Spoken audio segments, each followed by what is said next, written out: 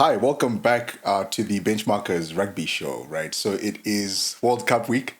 So this week is the first week of the World Cup. So obviously we're excited. Hopefully, Yep. audience is excited as well. But we're going to start with introductions, right? As usual, I'm your co-host. My name is Kumbi. I'm a data scientist, but most importantly, in the context of these videos, I am a rugby enthusiast. And I am joined by my fellow co-host. Would you like to introduce yourself, sir? Yes, thank you, Kumbi. Hi, guys. My name is Nyasha, and I too am a data scientist. But for these videos, I am the stats analyst. I'm the AI guy. I bring in the analysis, and Kumbi brings in the eye test. And together, we hope we make the perfect pairing. But yeah, it's World Cup week. We're excited. 100%. Kumbi is very excited. I'm very excited.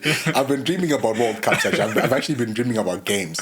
Like it's actually quite ridiculous. Yeah, what if you're like clairvoyant? What if you can see? Okay, New Zealand versus France, right?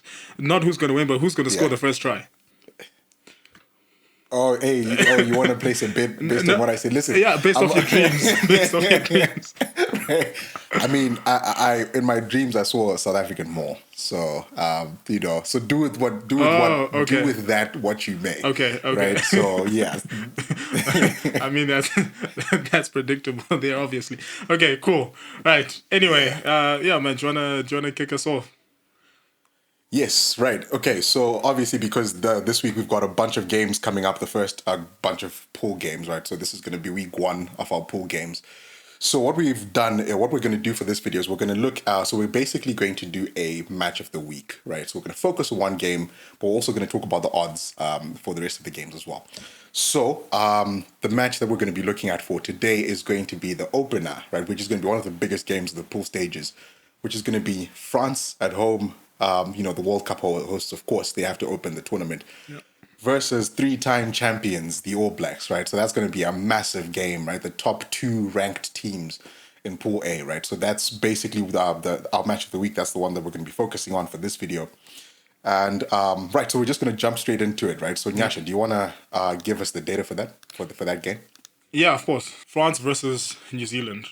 We were giving a little bit of an overview, right, of their performances pretty much for the last I think for the last year and a half or so, and then I'm going to present a winning model. What a winning model is how does the team normally perform when they're winning? What are their key metrics? Right, this is AI generated. You'll see that the metrics are different for each teams. We always look at 100, but here we represent six or so. So starting off with their averages, right? France averaging 31 points, New Zealand 24, each averaging around three tries and three conversions, and three penalty goals for France, one penalty goal for New Zealand. Now, even though these show France with the on average with the upper hand, the win probability is in favor of New Zealand, right? Now, was this taken into By account? quite a lot. By quite a lot. Now, is this taking into account the fact that it's a World Cup game and it is at home, right? I don't know, but yeah, these are the odds. New Zealand still the favorites. I am almost sure. I don't know if Kumbi will agree. Right, I think it's hard to beat France. But anyway, this is what the numbers are saying. Yeah. So just starting off there, what are your thoughts? Yeah, I mean, I think overall, listen, let me just, disclaimer, like Nyasha said in previous videos, that they don't let me, trust the numbers at all. Because if Yeah. they did, I probably would have tweaked at least these odds, right? So I probably would have tweaked at least this percentage to make it, a little bit closer. Right. So just the first thing is obviously we create these videos based on before the lineups are announced, right? So we're not 100%. We know that both teams are going to field their starting available 23, but we don't know actually who's going to be playing in different spots, right? So I do think because of the injuries that France had before, I think they've got an injury. Cyril Bailly got injured. Willemse recently got injured.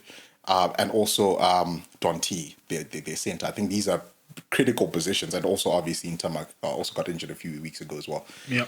These are critical injuries in critical spots. I think New Zealand, even though they do have some critical injuries, like most notably Frizzell, I do think they have managed to be a little bit healthier. So if I think the odds should be a lot closer than what they than what's being shown here. But if I were to make a call, I probably would go with the All Blacks just by a bit because of that, the fact that they still a little bit more healthy. I also saw a report that Jody Barrett got injured, which I think if that's the case, I would probably give it to France. But I think it's you can go either way. Okay. Yeah. Okay. Yeah. So Well, let's just look at the winning models and let's okay. check out what the specific stats for each team would be. Right. So we're going to start with the winning model for France. Right. Yeah. So on average, they have 6 offloads. On average, when they're winning, 6 offloads, Yeah. 86% tackle success, 102 passes, 144 tackles made, 6 line breaks, and 166 tackles. Right. So for them, this is their winning model, and I mean I don't know how the injuries will affect this, but yeah, Kumbi. Right. Yeah, this is Yeah, I think the most important thing to note here is the fact that a winning model doesn't necessarily say that this is, or obviously you mentioned that there's hundreds of, or over 100 different stats that we look at, but yeah. it basically singles out the things that when you get right, you win, right? So I think the one thing that you're not seeing here is like kicks by France. I think France is a kicking team primarily. Well, I think their foundation comes from their kicking, especially off 9. Dupont is probably the best 9 I've seen. You can kick off both feet, and basically the ball can bounce, especially against New Zealand, because sometimes they get their placing wrong. They field covering in the backfield wrong sometimes.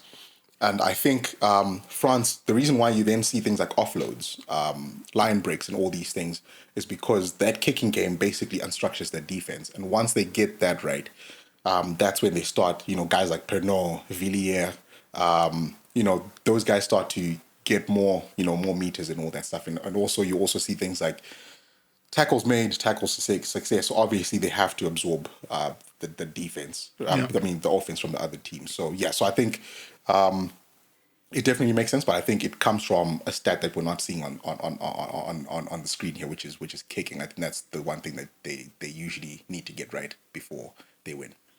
Okay. Well, I mean, that's why Right. that's why that's why you're the expert.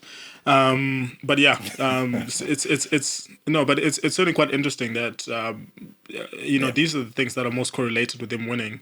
But of Right. course they're part of a larger game plan, and they aren't mutually Right. exclusive. Certain stats influence other Absolutely. stats, right? Like you just mentioned. 100%. Right now, the winning model for New Zealand, which you have winning. 23 kicks from hand, 147 tackles, 129 tackles made, 5 line breaks, 96% ruck success, which is incredibly high, and 7 scrums won. Yeah. Right. Yeah, I think this is a bit more representative of their known playstyles, but yeah. Yeah. What are Yeah, I your thoughts think here? once again, I'm going to repeat myself from before, because last time I talked about their scrums, I'll also bring in lineouts as well, like set piece for New Zealand. That's very important, Yeah. right? And then I think from that, once they get those things right, and also their kicking, you'll notice that kicking in hand is one of the stats that we've highlighted, but not kicking meters.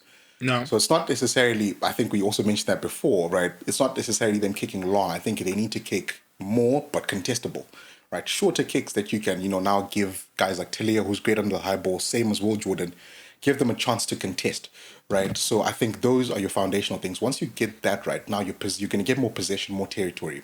Yep. Then you're going to see things like rack success, right? Because Aaron Smith needs that quick ball with that pass, then guys start to clear off their rucks a little bit more efficiently, and then everything else, then the line breaks then start to come after that. But it's all foundational. You can't get the excitement before you get that boring stuff out the way first. Yeah. You need to get that right from the get-go. So yeah, that's what I think New Zealand need to get right.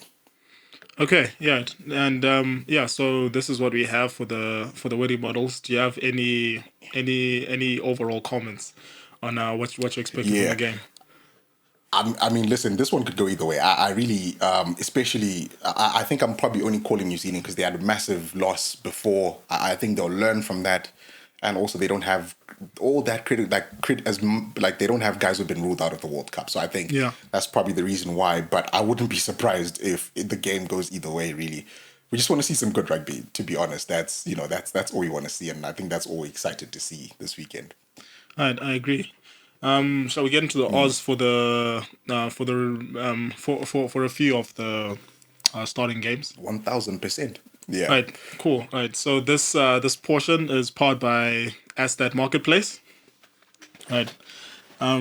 Yeah. So let's just get into it. Do you have a particular game you want to start with?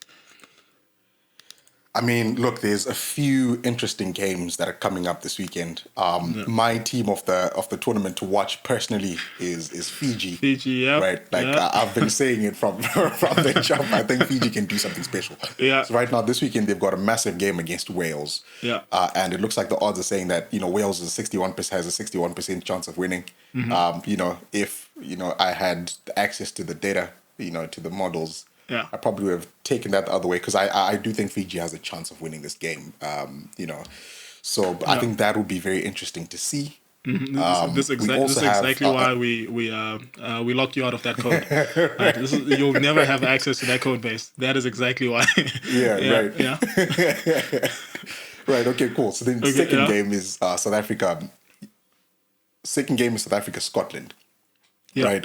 So that's obviously one of the big games in Pool B. South Africa 70% chance of winning. That's not really surprising given the way that their last few games have been going, especially if the game is forward dominated. We'll see if they go 7-1, 6-2, 8-0 split on the bench. But I think SA, because they've got dominant forwards, I think they can take this game really. I think the massive game for this group is going to be South Africa Ireland. So yeah, I think I definitely agree with that prediction. And then finally, the one that we'll just talk about, obviously there's other exciting games happening over the weekend. But we also have England versus Argentina, right? So the odds do say England have a 62% chance of winning, but England's year has not been going too well. If I were, if you were to look at the market odds and they look like this, if I were a betting man and I saw these odds, I'll put my money on Argentina, personally, right? And I know you guys are probably going to take a snippet of this, post it in next week's video, have a laugh about that. But I think, my money here is on Argentina. Actually, I agree with you. I should agree with you. I think Argentina can get this. Although, right, I do want to ask about Australia versus Georgia, because obviously Australia is the team of the moment right now. Can they win a game? Right. I mean, this would be their first game. If they win this game, it would be their first win this year. For Georgia? No, for Australia. Yeah. Right. I think. Right. Yes. They haven't won a game since last year. Yeah. So I shouldn't be laughing. Come on. So they have a 65% chance of winning, or 66. And Georgia 31. But obviously, if you're Georgia, you're feeling very confident. Do you? I think so as well. Yeah. Do you think they can win? I think the thing that goes against these teams, like tier 2 teams, is like the exposure. I don't think they've had enough tier 1 competition. Experience with tier 1 teams. Australia, yes, they've lost, but they've lost to the best teams in the world. Yeah. I think because of that, I think that could work in their favor. But I think Georgia have got a very good defense. I think they've got a very good attitude and they've got a very good ethos. I think because they've got they could do it, but I think Australia is going to be too good for them, unfortunately. Mm-hmm. But I'll be happy to be proven wrong for this one, to be honest. Okay, well, they are Fiji. We'll when they play Fiji, we'll get your take. But yeah, that's it for the odds. All right, guys, thank you for joining us. If you agree or disagree with this, just leave a comment down below. I know I'm pretty sure the first game will have a lot of disagreements. And the England one, especially those odds. Right, and the Australia one. To be fair, I think everything is contestable. That's it from me. I'll just reiterate what I said. Exciting week. I'm obviously looking forward to the rugby. But so we'll see how it plays out. Yeah. But once again, thank you to our audience for watching. And if you could just leave a like, a comment, subscribe to our channel, and I will see you after the games. Thank you so much for watching. Cheers. All right. Cheers. At Stade Experience. Hey, one take. Look at us. One take.